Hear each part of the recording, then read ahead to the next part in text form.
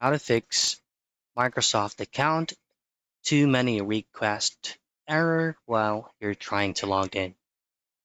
Now, this usually happens if you attempted multiple times trying to log in into your Microsoft account, maybe an incorrect password or maybe an incorrect email address.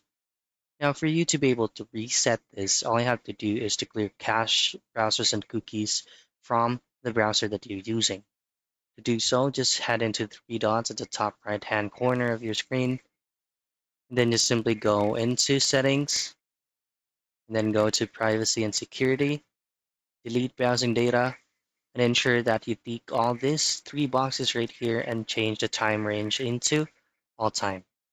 But before clicking delete data, make sure that you fully memorize all of your login credentials that you access to this browser right here. Once everything is deleted, try to refresh Microsoft page, try to relog in into your account. However, if the issues still persist, then what you want to do is to use any available or any different browser that you have on your end. So I believe that's pretty much it.